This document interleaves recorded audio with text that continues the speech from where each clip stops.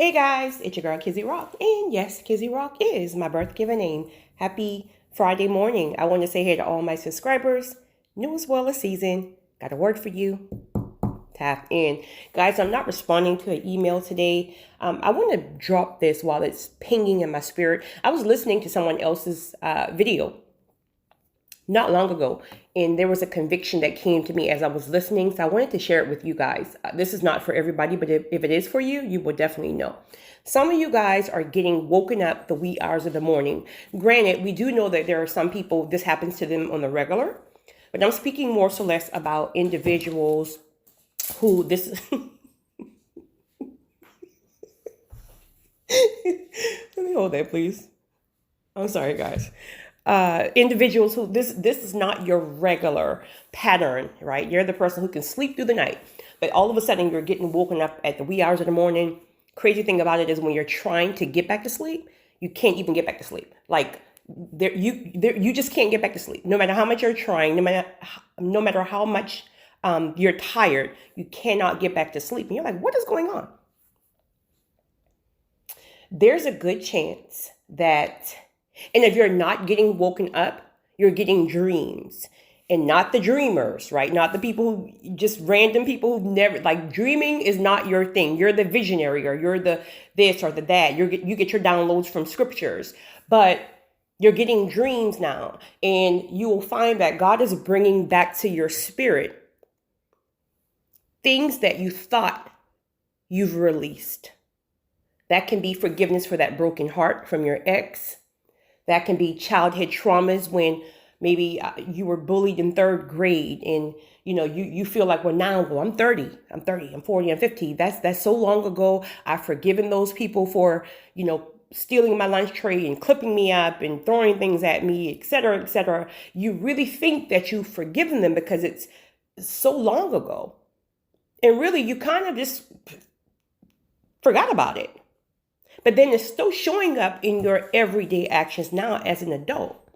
So a lot of times what happens is we are masking things and we're not even realizing it. It's not our fault, right? Life goes on. It's survival mode. You keep moving. But during these times, because we're in the season of due season for many, and breakthroughs are right around the corner for many, what I'm realizing from speaking with some of you, from my own personal experience, etc., God is truly clearing the path. And I'm talking about, it's almost like you can't even have a branch laying in that path, right? Because some of the things that you thought you feel like, okay, there's a few leaves, there's a few branches, right? There's a few acorns. That's okay. I can step over those if I'm walking through a path. But it's something where it's like he won't even allow the acorns and the branches to be there. And then we're trying to figure out what is taking so long. Like, you've given me the word. Like, why are things so stagnant? And truly, it's because he is truly clearing. He is bringing these things back to you. And of course, everybody's different, so you will get your own convictions and downloads. If this is you, he may ask you to confess these things out loud. He may ask you to forgive yourself because he's already forgiven you, but you're still hanging on to it and you're having all these regrets. Especially you men, not just men, because that women cheat too, but especially you men who have cheated and you've lost your family. Or you really lost that one girl who you truly love because you were young, you were ignorant, you were just, and I'm not making any excuses for your behavior, but you just can't hang on to something for the rest of your life because you made a mistake when you was 25. And here you're now 50, still afraid to love again, still afraid to move on because she left you and you feel like that hurt is still lingering and you don't want to get hurt again. And you're still holding on to, well, maybe one day she would divorce her new husband and come back to me. You got to let that stuff go. You got to let that stuff go. You got to forgive yourself. God has already forgiven. You were young. You were ignorant. We all make mistakes. But there's no way in the world God can release the woman that he has designed for you. In fact, probably the woman he's always had designed for you. He can't release that stuff with that residue of branches and acorns. And is it acorns or whatever you guys get? Branches and acorns of residue that's still lingering in your path. You know, a friend of mine texted me the other day. Let me see. Let me pull that message up right quick. Because it's funny, I'm talking about this now. What he said is pinging back in my spirit.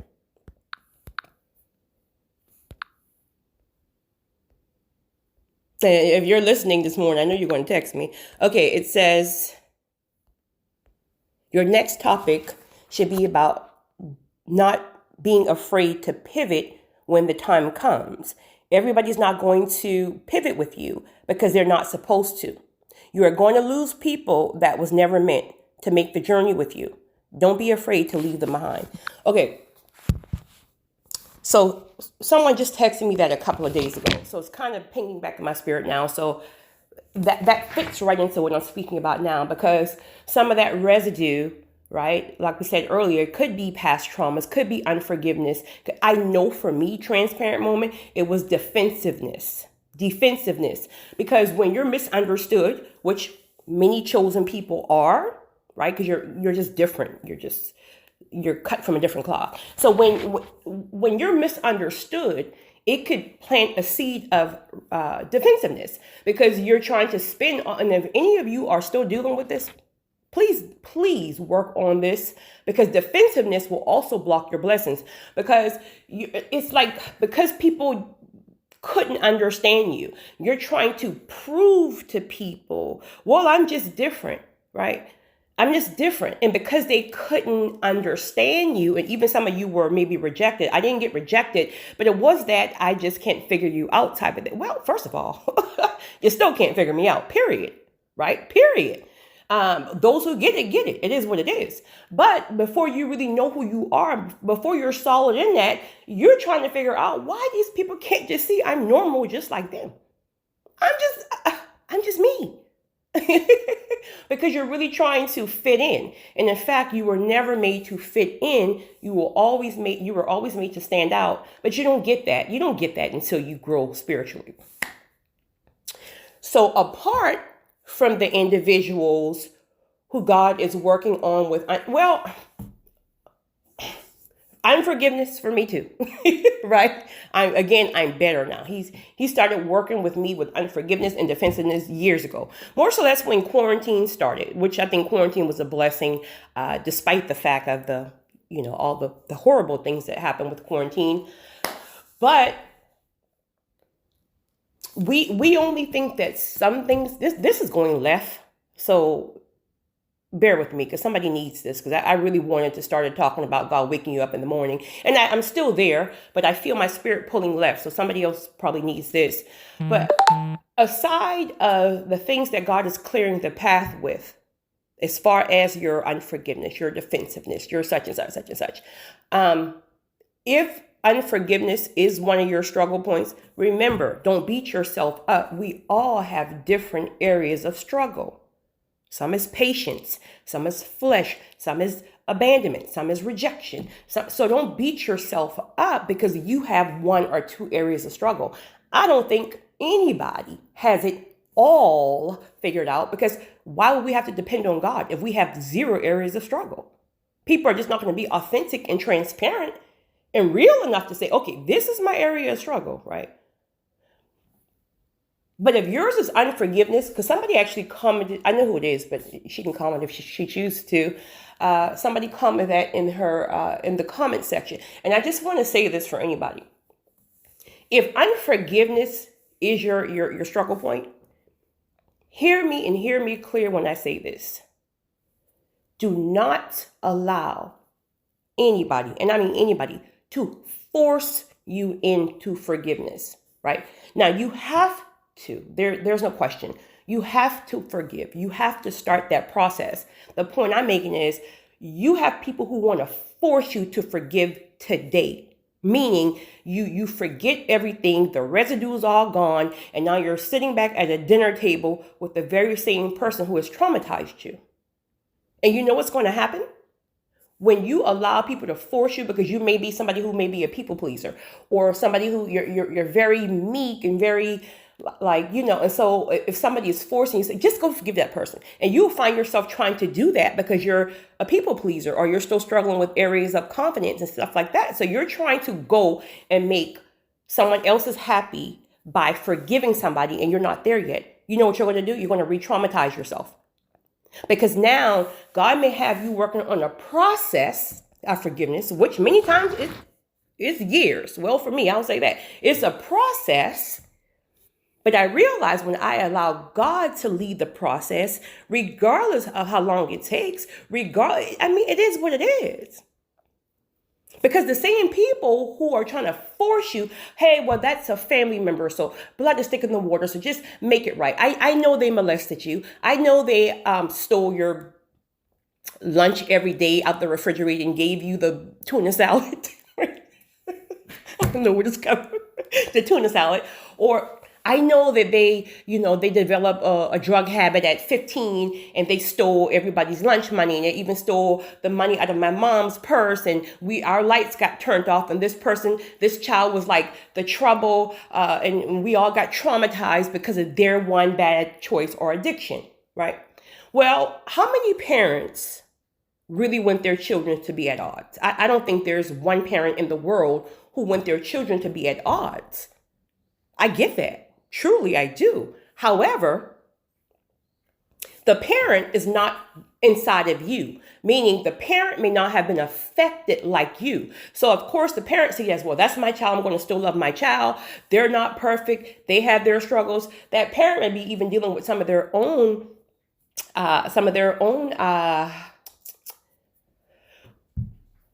what's the word? And it'll come to me, but they're now overcompensating, right? Their own guilt. The parent may be dealing with their own guilt. Let's just say, for example, since you guys like example, that child who developed that addiction, right? The parent may have had some type of addiction that her own children never known about. So in her mind, this particular child could have this addiction because it's a secret that she has. So now she's going to overcompensate. So now that every other child sees this child as the horrible such and such, the mother is over loving and overcompensating because of her own guilt that no one else knows about. Okay, so that's her thing, meaning she's not going to be affected like the other people in the house. So now the other people in the house are dealing with the struggles because, okay, lights are off, the child is stealing mom's money, so we got to go to school now with holy shoes, we got to go to school with this and that. Now, that child is getting bullied from the time they get to school, the time they leave school. All right, that trauma is different.